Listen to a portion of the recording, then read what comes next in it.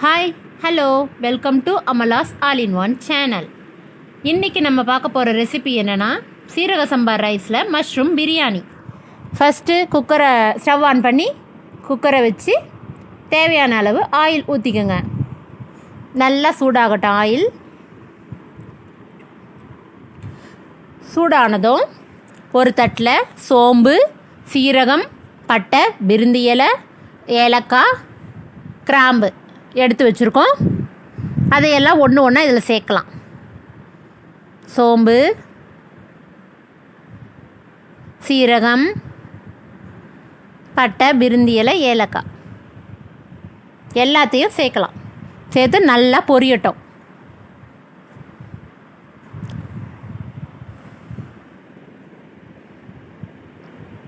கலக்கி விடுங்க. நல்லா பொரியட்டும்.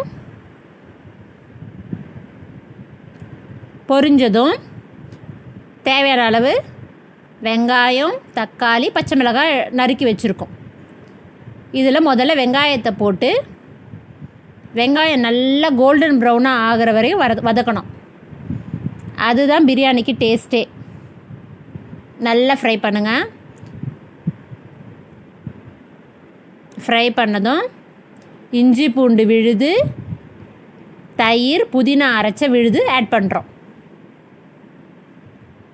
இது பச்சை வாசனை போகிற வரையும் நல்லா வதக்கணும். அதுக்கப்புறம் பச்சை மிளகாய், தக்காளி போட்டு நல்லா வதக்கணும். மஷ்ரூம் கட் பண்ணி வாஷ் பண்ணி வச்ச மஷ்ரூம், ஒரு பேக்கெட் மஷ்ரூம் அப்படியே எடுத்துருக்கேன். அதை அப்படியே போட்டுட்டு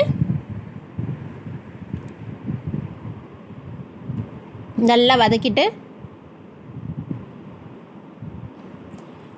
1 டீஸ்பூன் மிளகாய்த்தூள்,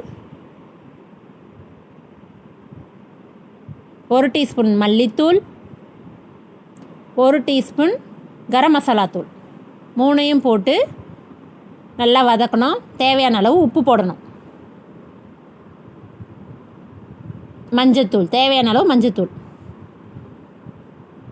போட்டு வதக்கிட்டு கழுவி வடிகட்டி வச்ச அரிசி, சீரக சம்பா அரிசி போட்டு அதையும் அரிசி உடையாமல் லேசாக வதக்கிட்டு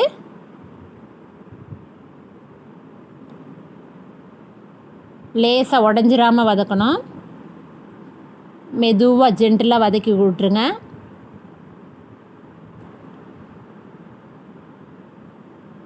தேவையான அளவு தண்ணி. நான் பாஸ்மதி அரிசிக்கு எடுக்கிற மாதிரியே தான் 1க்கு 1.5 தான் தண்ணி எடுத்திருக்கேன்.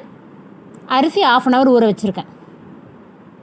நல்லா கொதி வந்ததும் கலக்கிட்டு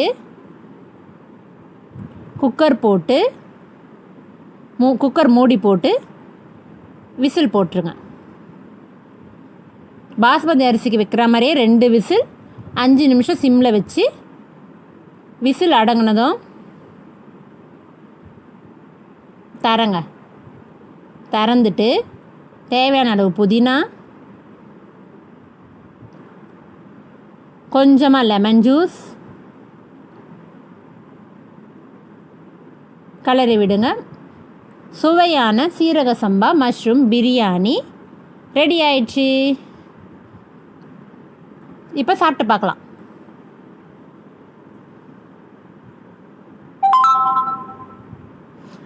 ரைஸ் நல்லா வெந்திருக்கு, உதிரியாக இருக்குது, டேஸ்ட்டாக இருக்குது. மஷ்ரூமெல்லாம் நல்லா வெந்திருக்கு.